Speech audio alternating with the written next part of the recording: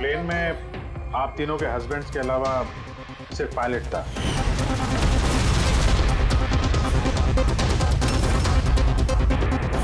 हाँ। और अभी तक उनकी कोई खबर नहीं मिली। देखिए, अथॉरिटीज से हमने पूरी पूछताछ की और उन्होंने बताया कि प्लेन में कोई तकनीकी खराबी नहीं थी। तो फिर आप लोगों को ऐसे क्यों लगता है कि ये एक्सीडेंट नहीं था, ये प्लेन क्रैश नहीं था, बल्कि किसी ने जानबूझकर इनका खून किया है? उन्हें कई दिनों से धमकी भरे कॉल्स आ रहे थे। देखिए, आप तीनों के हस्बैंड जाने माने बिल्डर्स हैं, तो धमकी वगैरह तो हो सकता है कि ऐसे कॉल्स आ गए हों, लेकिन एग्जैक्टली क्या हुआ था आप बता सकते हैं? हाँ, वो तीनों सूरत जा रहे थे कोई जमीन खरीदने, पर कुछ बिल्डर्स थे जो ये नहीं चाहते थे कि ये डील हो। हाँ सर, करोड़ों की डील थी, जरूर ये काम उन्हीं में से किसी का होगा। अगर धमकी भरे कॉल आ रहे थे तो आप लोगों ने पुलिस की मदद क्यों नहीं ली? सर, हम पुलिस के पास जाना चाहते थे, पर हमारे पतियों ने हमें रोक लिया। हेलो, कौन बोल रहा है? खबरदार, अगर उस सूरत वाली जमीन के बारे में सोचा भी तो, समझे? धमकी दे रहा है? धमकी दे रहा है मुझे? धमकी समझ लो तुम। कल सुबह 11 बजे अपनी जिंदगी की आखिरी सांस लोगे तुम। तुझे जो करना है कर ले, ये डील तो मैं करके ही रहूंगा। प्लेन क्रैश भी ठीक 11 बजे हुआ था सर। 11 बज गए, अब ये प्लेन गिरेगा।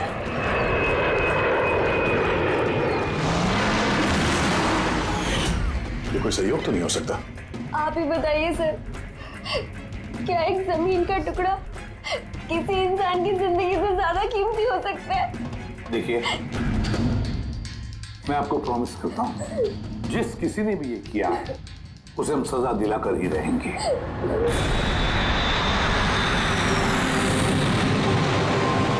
सर, हमें 5 साल हो चुके हैं ये काम करते हुए, आज तक एक भी गलती नहीं हुई है। हमारे काम में सर गलती की कोई गुंजाइश ही नहीं। अगर सर प्लेन में कोई भी प्रॉब्लम होता है तो हम उसे उड़ने नहीं देते सर। तो आप लोगों के हिसाब से प्लेन में कोई खराबी नहीं थी? बिल्कुल नहीं सर। तो क्रैश कैसे हुआ प्लेन? 4 लोगों की जानें गई हैं, कौन जिम्मेदारी लेगा उसकी? सर, मैं तो खुद हैरान हूँ कि ये हादसा हुआ कैसे। फ्लाइट रिकॉर्डर पता है ना आपको, जिसे हम ब्लैक बॉक्स कहते हैं, उसमें भी सब कुछ नॉर्मल दिख रहा है। नॉर्मल कहने से काम नहीं चलेगा, सब कुछ डिटेल में बताइए, शुरू से, टेक ऑफ होने से पहले से क्या हुआ था? हमने पूरा प्लेन चेक करके पायलट को हैंडओवर कर दिया। उसके बाद वो तीनों बिजनेसमैन प्लेन में बैठकर सूरत के लिए निकल गए।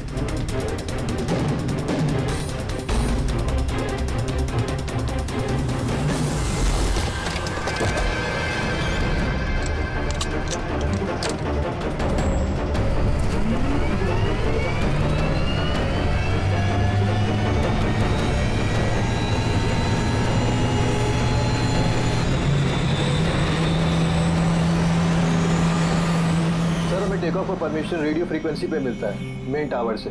कल हमें पूरी इंफॉर्मेशन मिलने के बाद ही हम लोगों ने टेक ऑफ की प्रक्रिया शुरू की थी। आप रेडी? क्या? अच्छा, ओके ओके ओके ओके, हाँ ठीक है, हम लोग देखते हैं। क्या हुआ सर? मदन को जिस फोन से धमकी भरे कॉल किए जा रहे थे ना, वो क्रैश वाले दिन यहीं पे था, इसी एयर स्ट्रिप पे। सर, अगर फोन यहीं पर था तो किसी अंदर वाले का हाथ है। क्यों? नहीं सर, हमने किसी को भी कोई भी धमकी भरे फोन नहीं किए। तुम लोगों ने नहीं किया तो कोई बाहर वाला घुस गया होगा, यही सिक्योरिटी इसी एयर स्ट्रिप की। अगर वो आदमी यहाँ पे आया था तो कोई ना कोई निशान तो जरूर छोड़ के गया होगा, चेक करते हैं। सर, ये जगह तो पूरी खुली हुई है सर, अगर वो कहीं छुपा होगा तो कहीं हैंगर के पास छुपा होगा सर। ठीक है, वहां देखते हैं, चलो हैंगर के पास चलो।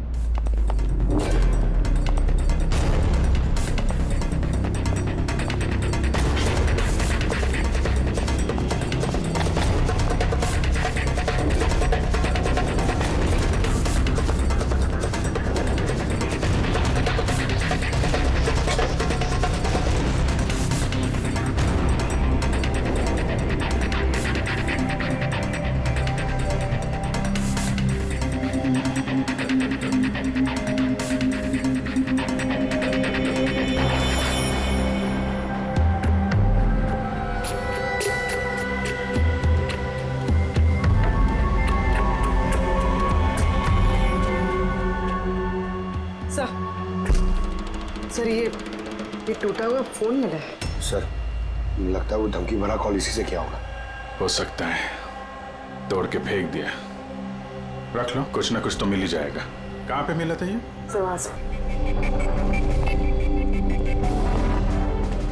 सर यहाँ।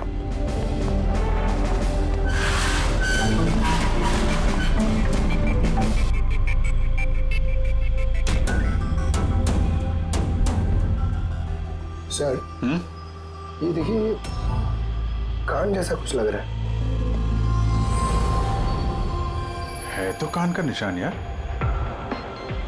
फोन भी यहीं मिला है और ये निशान भी। कहीं ऐसा तो नहीं कि वो मुजरिम यहीं दीवार पे टेक लगा के फोन पे बात कर रहा हो और हमारे लिए अपना कान का निशान छोड़ गया हो। काम करो, फोटो ले लो उसकी।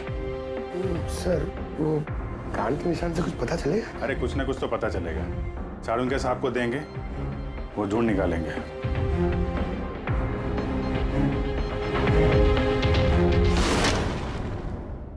सर 2 लाशें मिल गई है, अंगद और मदन की। और सुमित और तो प्लेन का पायलट ढूंढ रहे सर, अभी तक पता नहीं चला। आप लोग प्लीज रोइए मत, हौसला रखिए। देखिए, हम आपसे वादा करते हैं, आपके पतियों का खूनी नहीं बचेगा हमारे हाथों से। सर, हाँ सर वो फोन तो मिल गया जिसे धमकी भरे कॉल किए गए थे, लेकिन सर हमारे वहां पहुंचने से पहले खूनी ने फोन तोड़ दिया ताकि हम उस तक पहुंच ना सके। सर हम जानते हैं सब किसने किया। जानती हो किसने किसने किया खून? रणदीप और शशि ने। रणदीप और शशि कौन है? हा? सर ये दोनों भी बिल्डर्स हैं। ये नहीं चाहते थे कि हम तीनों के पतियों की वो डील सक्सेसफुल हो। जानता था, मैं जानता था इस जुर्म का सारा इल्जाम हम दोनों पे ही लगने वाला है। आपकी तारीफ। सर यही है वो दोनों खूनी, रणदीप और शशि।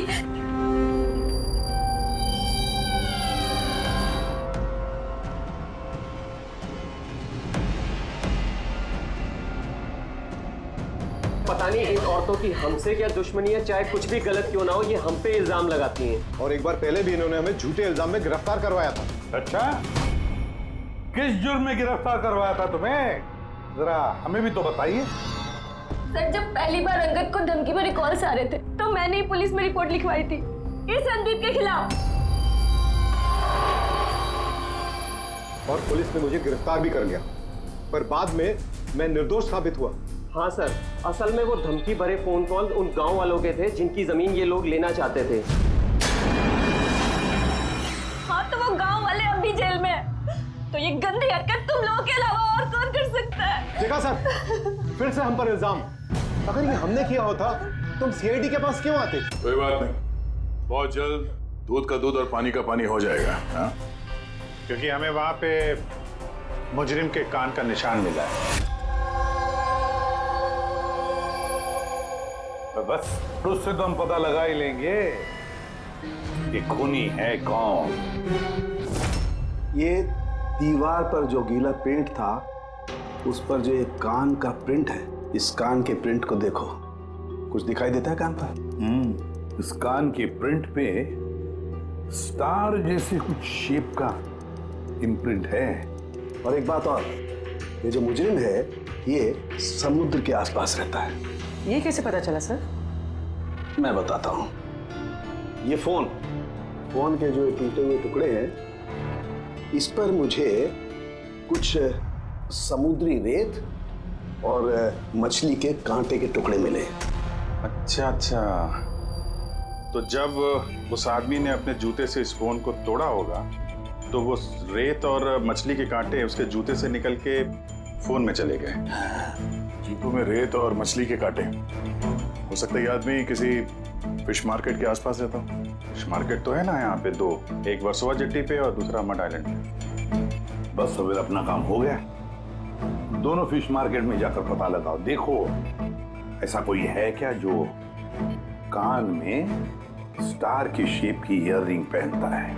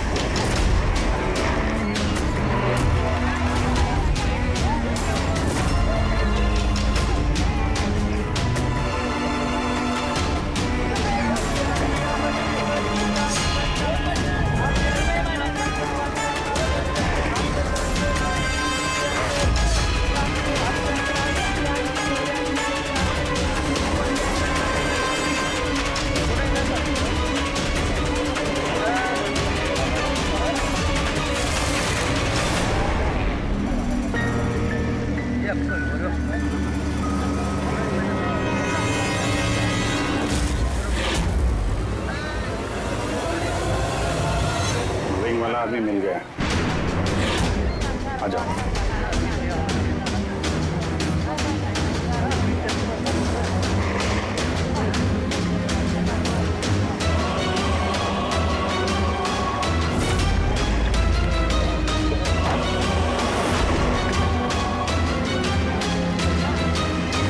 किसी से मीटिंग होने वाली है।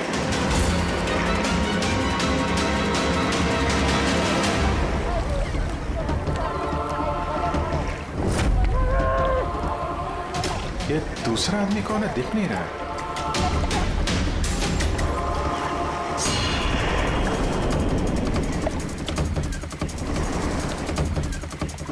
ये तो सचिन है।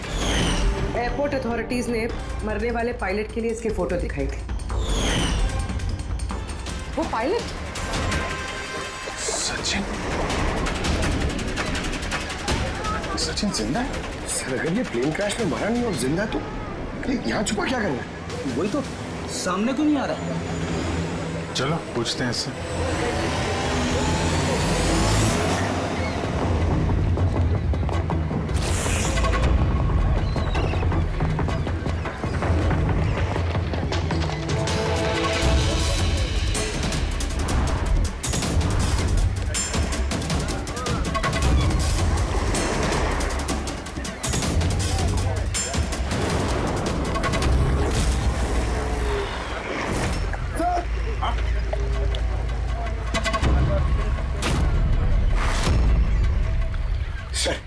ये तो मर गया।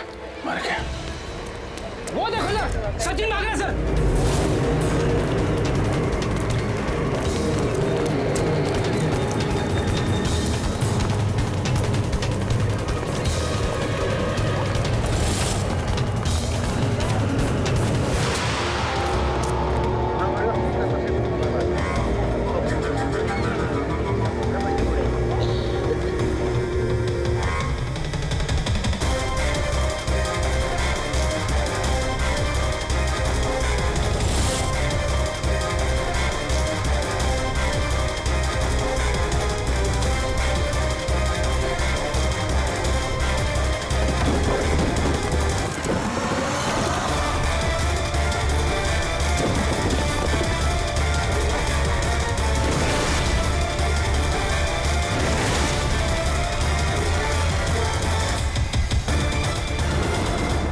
ये गया कहाँ?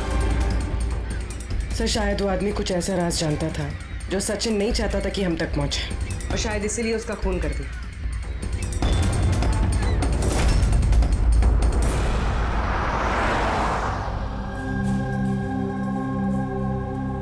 सर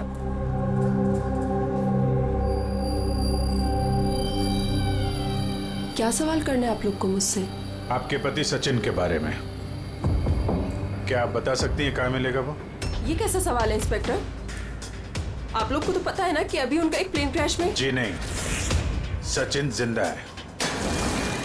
जिंदा है? जी हाँ। और आपको शायद ये जान के दुख होगा कि वो एक खून करके फरार है। वैसे कितने पैसे मिले थे सचिन को इस साजिश का हिस्सा बनकर? पैसे? पैसे नहीं मिले। पैसे मिले होते तो मैं यहाँ कॉफी शॉप में काम नहीं कर रही होती।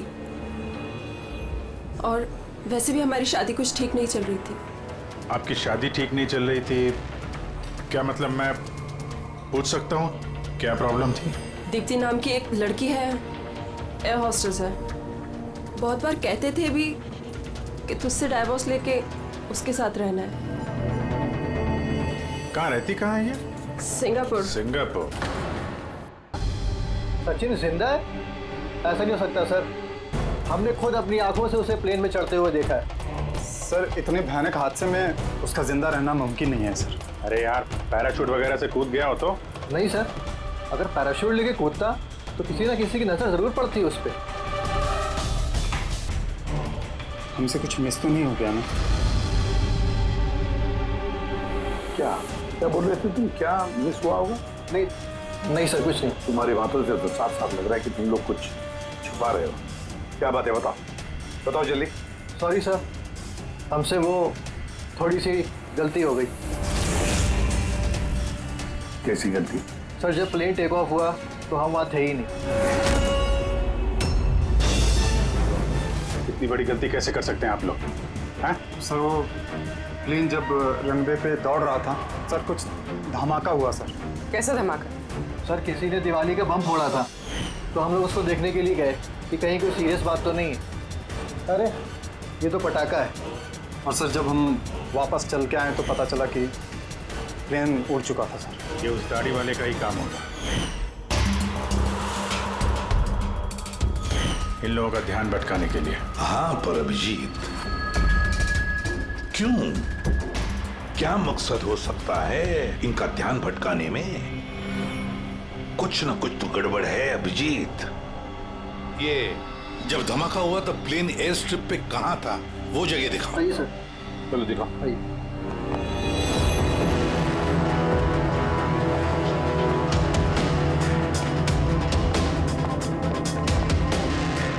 एक मिनट अभिजीत, ये तो खून है, सूखा हुआ खून। सर खून का रंग देख के लग रहा है ज्यादा पुराना नहीं होगा, आजकल का ही होगा। ये खून किसका खून है? ये यहाँ पर कैसे? पता नहीं सर। पता नहीं? हर बात का एक ही जवाब है तुम्हारे पास, हमें पता नहीं। और तो फिर पता क्या है तुम्हें? सर एयर स्ट्रिप पे खून है, कुछ ना कुछ तो हुआ है यहाँ पे। ये बात तो पक्की है, पर क्या? और फिर ये खून है किसका?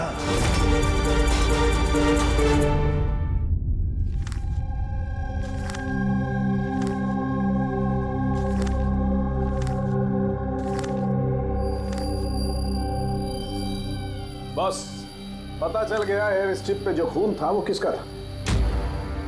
किसका था? ये पायलट सचिन।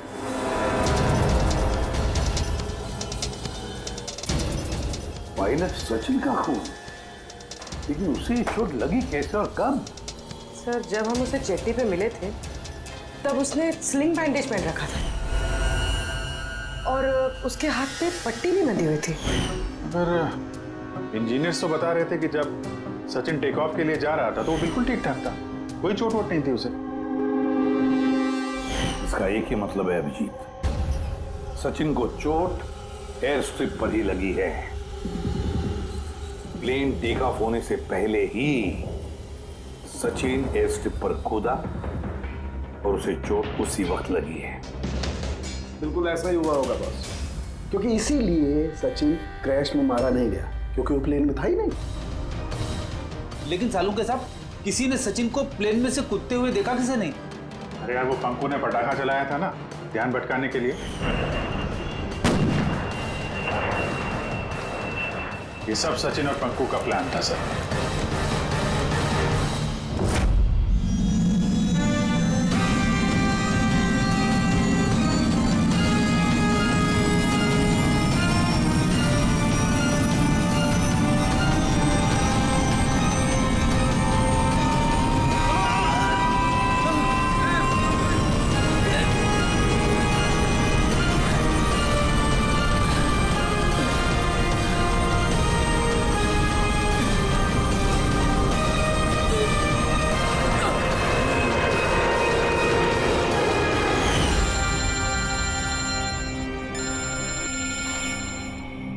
हेलो,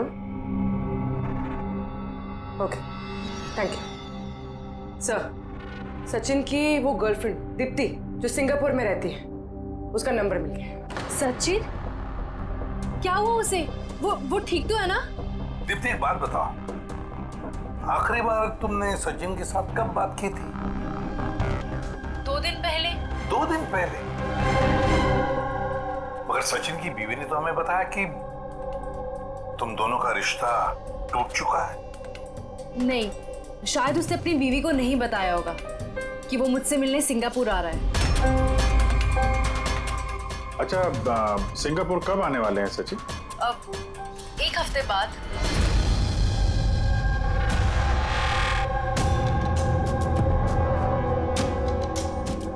अच्छा, और क्या क्या बातें हुई तुम्हारी 2 दिन पहले? वो कह रहा था कि उसे ढेर सारा पैसा मिलने वाला है और फिर हम एक नई जिंदगी की शुरुआत कर सकते हैं। वैसे आप सब ये सवाल, सचिन ठीक तो है ना? घबराओ मत, सचिन को कुछ नहीं हुआ है और अगर जरूरत पड़े तो हम तुम्हें फिर फोन करेंगे। Thank you. कहीं दीप्ति भी तो नहीं मिली हुई है सचिन के साथ इस सारे प्लान में? पूरी एक काम करो, सिंगापुर पुलिस को सारे डिटेल भेज दो और उनसे कहो कि वो इस दीप्ति पर नजर रखे हैं। सर, हाँ? सचिन की वाइफ से बात हुई, उसका कहना है कि सचिन का पासपोर्ट घर पे ही है। क्या? सचिन का पासपोर्ट घर पे है और सचिन सिंगापुर जाने की प्लान्स बना रहा है? कहीं ऐसा तो नहीं कि सचिन ने नकली पासपोर्ट बनाया हो? नकली पासपोर्ट, ये डेचू नकली पासपोर्ट बनाने वालों के बारे में बहुत कुछ जानता है। तो एक काम करो, पंकज से कहो कि सचिन का फोटो लेकर वो डेचू से मिले। हाँ? Yes sir. एक बात और, ये अगर सचिन प्लेन से कूद गया था टेक ऑफ से पहले, तो प्लेन उड़ा कौन रहा था?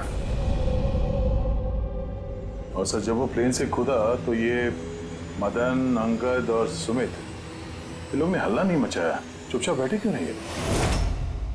बॉस, प्लेन के गिरने पर हल्ला कैसे मचाते ये लोग? तीनों के तीनों बेहोश थे। मगर सर, ये लोग बेहोश हुए कैसे? क्योंकि इन लोगों के पेट में ब्लैक कॉफी थी और उस ब्लैक कॉफी में ही नशीली दवाई मिलाई गई थी। क्या?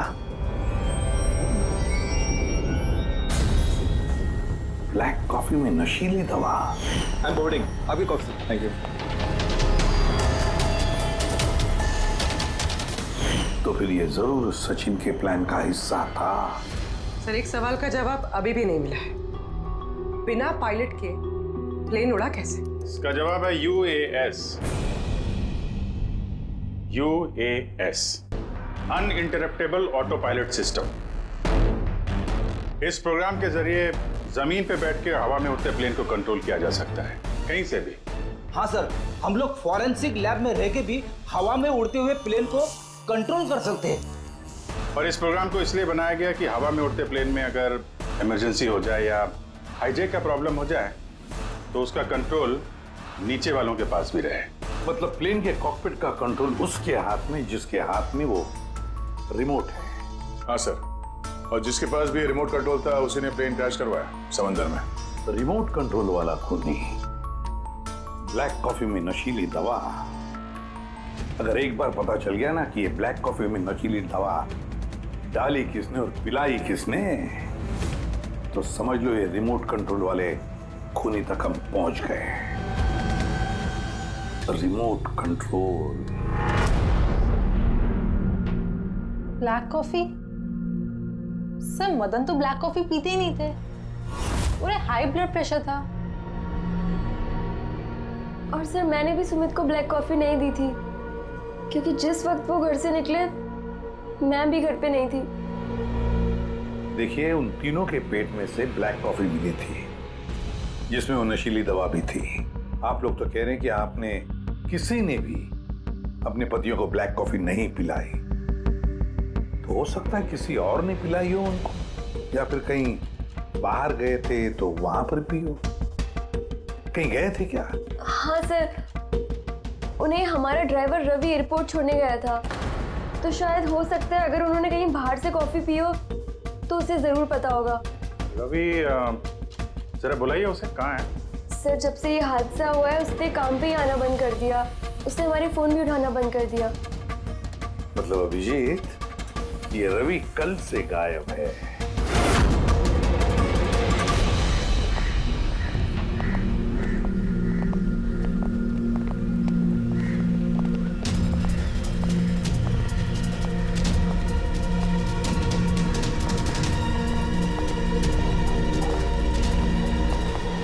एक्सक्यूज मी, हटिए जरा, क्या बात है, क्या हुआ? देखिए सर, यहाँ से बहुत बदबू आ रही है और अभी पुलिस को भी फोन किया है, अभी तक कोई आया नहीं है।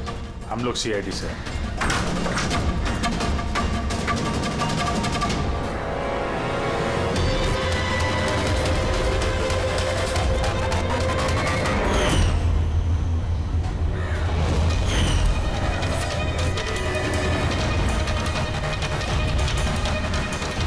सर, एक और मौत।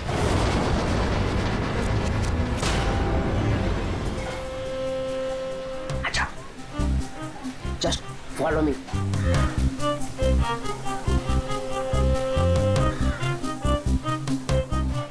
पंकज चुपचाप मेरे पीछे पीछे चलते रहना। जब तक मैं यहाँ हूँ तुम्हें घबराने की थोड़ा भी जरूरत नहीं है। ओ ढेचू, मैं घबराता नहीं हूँ, समझा? मैं सीआईडी से हूँ। चुपचाप चलो, फॉलो मी। इधर चलो।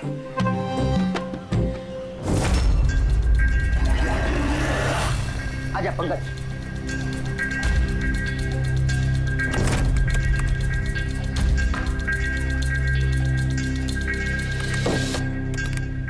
क्या दोस्त, सुना है तुम बहुत अच्छा पासपोर्ट बनाते हो?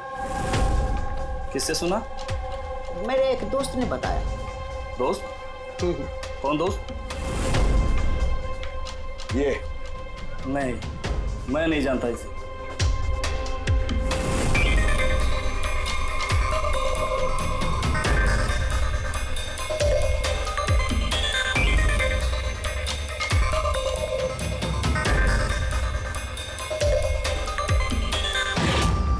ये दोस्त है तुम्हारा? तुम्हें कोई शक है? बहुत अच्छे से जानता हूँ इसे मैं। इसका पासपोर्ट भी रेडी पड़ा है बनकर मेरे पास।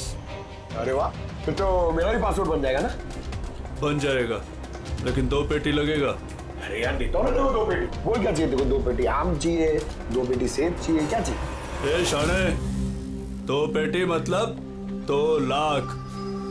2 लाख? 2 लाख। चलिए बता, नाम क्या लिखना है तेरा पासपोर्ट पर? Sub inspector Pankaj, CID. CID? हाँ, सीआईडी।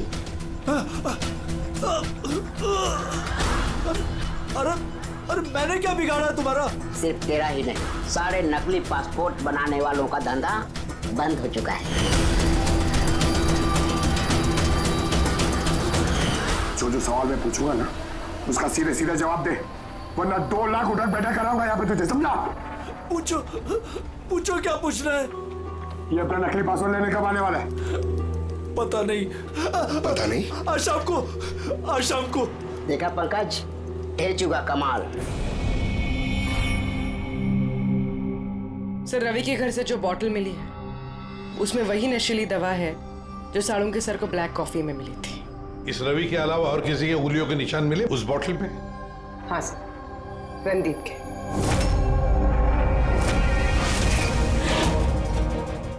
रणदीप, ये रणदीप ब्यूरो में आकर जोर जोर से चिल्ला कर अपनी बेगुनाही साबित करने की कोशिश कर रहा था। पहले उसने रवि का इस्तेमाल किया खून करने में, फिर रवि को ही मार डाला। सर, मैंने रणदीप को कॉल भी ट्राई किया, लेकिन उसका फोन बंद आ रहा है। एक बार ये सचिन मिल जाए ना, तो वही पहुंचाएगा हमें इस रणदीप तक। शाम को तो आने वाला ही है वो, अपना नकली पासपोर्ट लेने के लिए।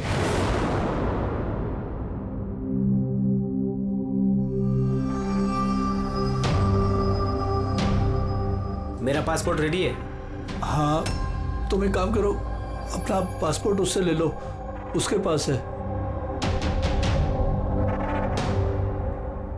अरे यार जल्दी करो, मेरे पास ज्यादा टाइम नहीं है। सही कहा तूने, तेरे पास तो बिल्कुल भी टाइम नहीं है। बस ये फोटो चिपका दूं? ये क्या मजाक है? मजाक नहीं है, ये सीआईडी का तोहफा है। सीआईडी? बता, वो प्लेन क्रैश कैसे किया था तूने?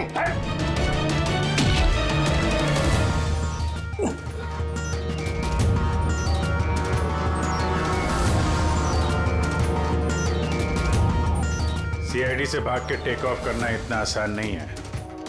इमरजेंसी लैंडिंग करनी पड़ जाती है मुजरिमों को। पैसों के लालच में अंधा हो गया था मैं। इस काम के लिए मुझे 50 लाख रुपए दिए गए थे, लेकिन सर मुझे पता नहीं था कि वो लोग मारे जाएंगे। पैसे किसने दिए थे तुझे, ये बता। सर मुझे नहीं पता, मैंने सिर्फ एक बार बात की थी उससे। पंकज, जरा इंटरनेट पर देखो, इस रणदीप का कोई इंटरव्यू वगैरह है क्या?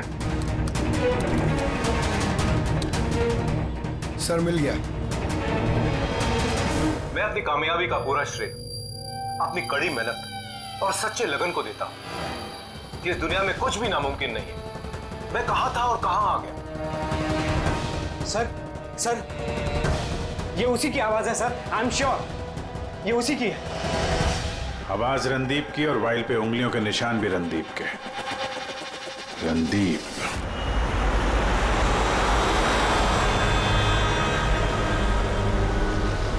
सर आगे से राइट। सर ये रणदीप का तो फोन बंद है सर, तो उसकी लोकेशन कैसे ट्रैक करेंगे? अरे फोन बंद है तो क्या हुआ पंकज, उसका वीडियो याद है? उसमें उसने अपने हाथ में एक ब्रेसलेट पहना हुआ था। मैंने वो इंटरव्यू दोबारा चेक किया। मगर सर ब्रेसलेट से लोकेशन कैसे ट्रैक करेंगे? पंकज, ये कोई मामूली ब्रेसलेट नहीं है।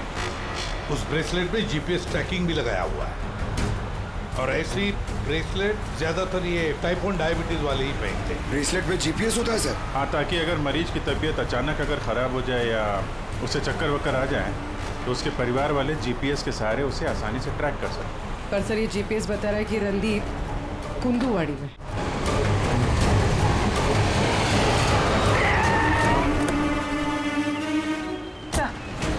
यहीं कहीं है, यहाँ पर।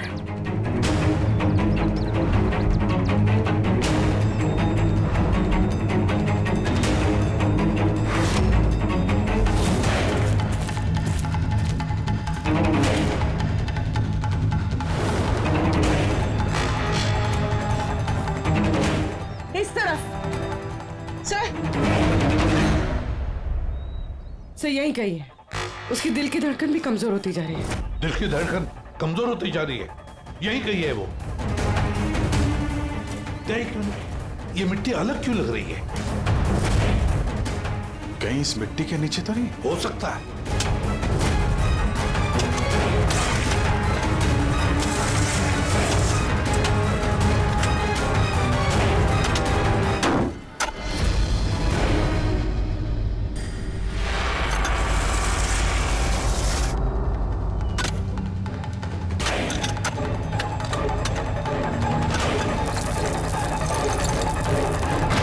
माय गॉड, जिंदा है? अच्छा,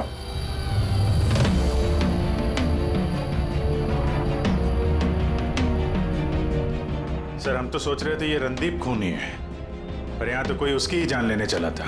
सर मुझे नहीं लगता कि रवि का खून रणदीप ने किया होगा, क्योंकि ब्यूरो से निकलने के बाद उसकी ब्रेसलेट की लोकेशन यहीं पर थी, वो और कहीं गया ही नहीं। मतलब जिसने भी सचिन को पैसे दिए वो रणदीप नहीं, कोई और ही है। लेकिन सर आवाज तो उससे की थी, उसने खुद पहचानी है। पूरी आवाज बदल के बात करना कोई बड़ी बात नहीं है, और आजकल सर ऐसे ऐसे मोबाइल ऐप्स आए हैं जिसके जरिए कोई भी किसी की भी आवाज में बात कर सकता है। तो फिर कौन है वो जिसने रणदीप को फंसाने की कोशिश की? है कौन वो जिसने ये आवाज बदलने वाला ऐप इस्तेमाल किया?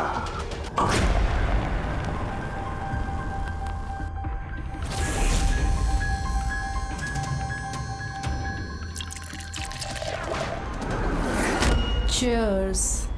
Cheers, अनीरा जी, cheers. आइए आइए। आई। मुबारक हो अनीरा जी। मुबारकबाद? वो किस लिए? उस ऐप के लिए, वो ऐप जो आपकी कंपनी ने बनाया जिसकी वजह से कोई भी इंसान अपनी आवाज बदल सकता है। जी? जी। डेमो सुनेंगे? अनीरा जी, अब तुम अपने जुर्म के लिए जेल जाओगे। अनीरा जी, अब तुम अपने जुर्म के लिए जेल जाओ। क्या मजाक? ये मजाक नहीं है। इसी डिवाइस से तुमने रणदीप को फंसाने की कोशिश की थी ना? पूर्वी, अरेस्ट करो इसे। चलिए मैडम।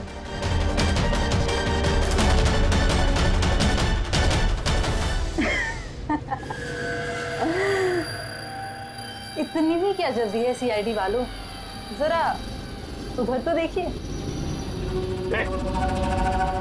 जाने दो उसे। बेवकूफी छोड़ दो ये। छोड़ो उनको।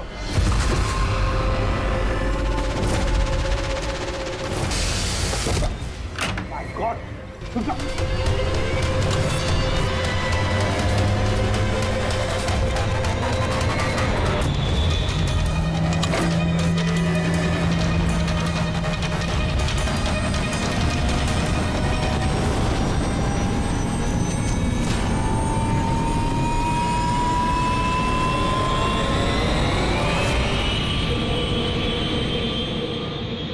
Bye CID.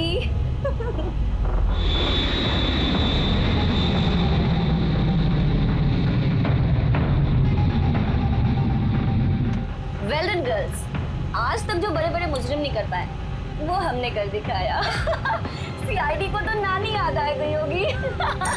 पर वो सब तो ठीक है यार, पर हम जाएंगे कहाँ? ओरिजिनल प्लान तो ना चौपट कर दिया। सोचते हैं कोई ना कोई मंजिल तो मिल ही जाएगी।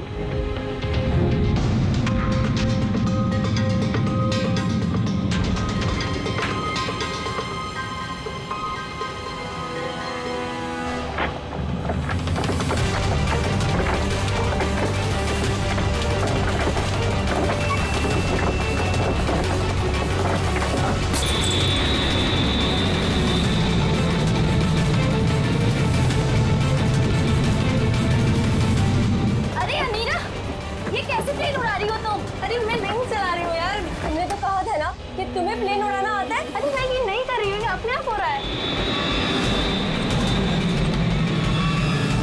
ओह नो, प्लेन तो उड़ रहा है।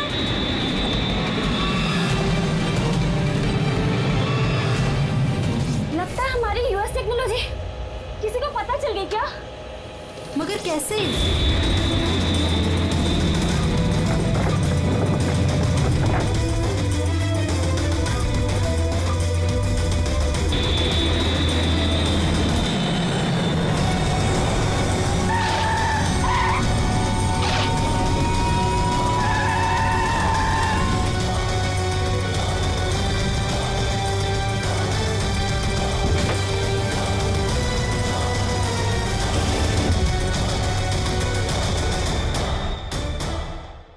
आइए।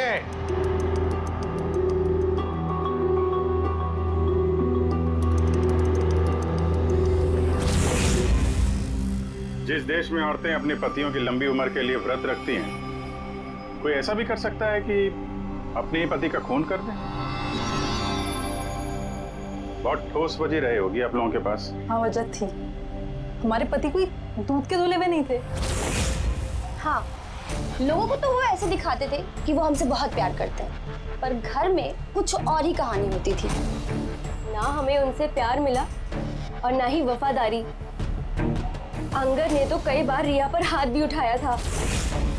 हॉस्पिटल में भी भर्ती हुई थी वो। इन सब से तंग आकर हमने अपने पतियों को धमकी भरे कॉल्स करवाए और सोचा मौका अच्छा है तो हमने उन्हें मरवा दिया।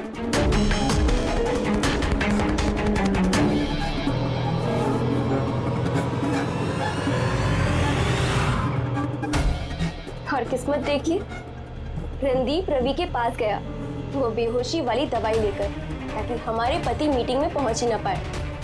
और ये चीज भी हमारे काम आ गई। तो रवि की वफादारी का फायदा उठाया तुमने, हाँ? फिर तुम लोगों ने रणदीप को जमीन में गाड़ दिया ताकि हमें ऐसा लगे कि वो जुर्म करके फरार हो गया है। पिंजरे में बंद घुटन भरी जिंदगी जीने का कोई फायदा नहीं था। हमें आजादी की हवा में सांस लेनी थी। आजादी की हवा में सांस लेने के और भी तरीके होते हैं अनीरा जी। पति को मारना सबसे गलत रास्ता। सही होता अगर तुम पतियों से अलग हो जाती, लेकिन नहीं, तुम तीनों ने ऐसा रास्ता चुना जो तुम्हें घुटन भरी जिंदगी तक ले जाएगा, और वो भी जेल की सलाखों के पीछे।